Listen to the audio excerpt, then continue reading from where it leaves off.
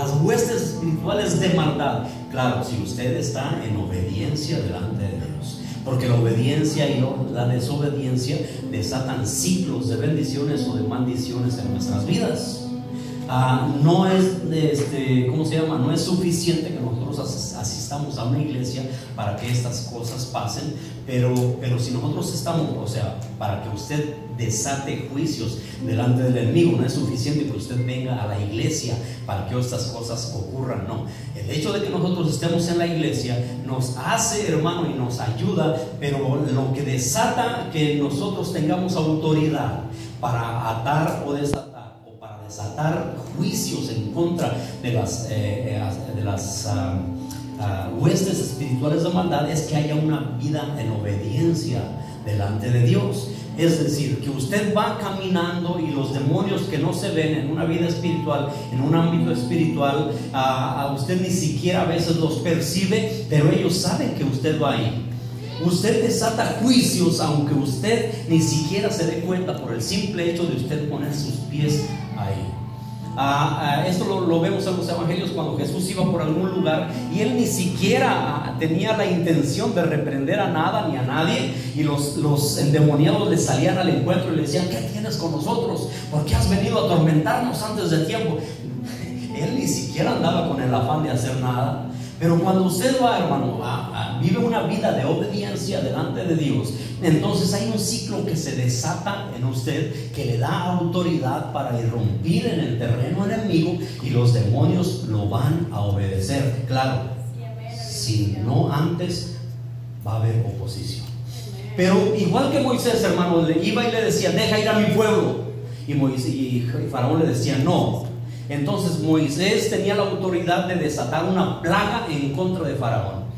Todas esas plagas, que fueron 9 antes de que fuera la última, lo que hicieron fue debilitar el poder de Faraón, debilitar su sistema, debilitar su cultura, porque cada plaga iba dirigida a un dios egipcio.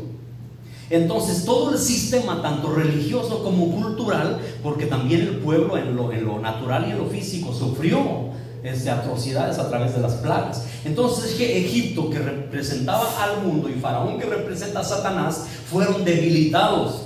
Pero hubo una plaga, hermano, un golpe final que Dios asentó en contra de Faraón, y que ya no tuvo otra alternativa más de que dejar ir a los hijos de Dios, que fue exactamente, hermano, y precisamente lo que vamos a hablar hoy: la Pascua. Eso fue precisamente. Y como yo le decía, toda promesa y toda profecía en la palabra de Dios tiene tres connotaciones: tiene lo histórico, tiene lo profético y tiene la parte de la revelación. Como parte histórica, a nosotros no nos beneficia en nada en el terreno espiritual, porque Israel lo estuvo practicando, la Pascua la recordaban ellos, pero solamente como historia por miles de años. La recordaban y hacían el sacrificio otra vez nuevamente, pero solamente se lo dejaban en la parte histórica. Después, en lo profético, ellos sabían que un día iba a venir un hombre que iba a salvarlos, y eso era el Cordero de Dios. Cuando Juan el Bautista ve a Jesucristo venir, dice: he aquí el Cordero de Dios que quita el pecado del mundo. En Corintios 5:7, lo que acabamos nosotros de leer, dice que nuestra Pascua es Cristo.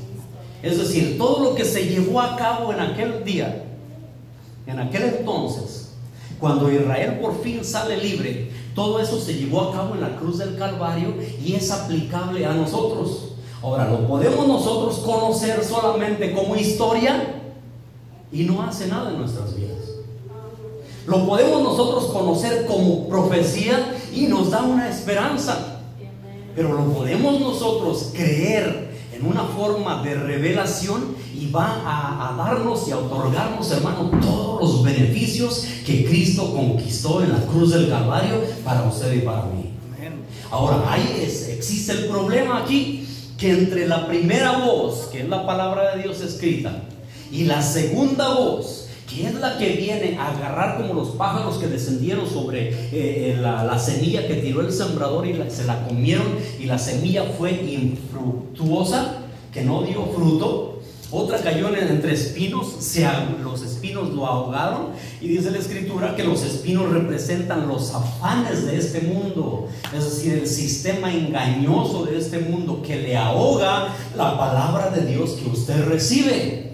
Por muy reveladora que sea la palabra del Señor, por muy profeta que sea el predicador, si su tierra está llena de espinos, es decir, de afanes de este mundo, puede venir Pablo, puede venir Pedro, puede venir Juan el Bautista, puede venir Gigi Ávila, no va a dar ningún resultado en su vida. ¿Qué es lo que tenemos que hacer?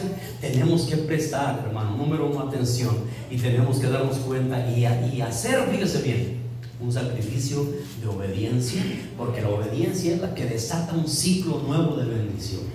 Cada vez que nosotros obedecemos o desobedecemos, se inicia un ciclo en nuestra vida. Si hay desobediencia, se inicia un ciclo en nuestra vida, que un ciclo es de esta forma, el inicio y el final de desobediencia. Si usted empieza a obedecer, inmediatamente un ciclo, hermano, de obediencia y de bendiciones se empieza a desatar en su vida. ¿Qué es la primera y la segunda voz de la palabra de Dios? La primera y la segunda voz son estas. La primera es la voz de Dios que le dice: no hagas esto. Y vamos a la primera mención que yo le mencionaba, la regla de la primera mención de la hermenéutica. En Génesis, cuando Dios le dice: de todo árbol puedes comer, mas de aquel que está allá no puedes comer, porque ciertamente el día que comieres morirás. Esa es la primera voz. La segunda voz viene de Satanás y tiene el poder de hipnotizar. Tiene el poder, hermano, de seducir, de embrujar. Esto es lo mismo que Pablo les decía a los Gálatas o Gálatas insensatos. Si estaban en el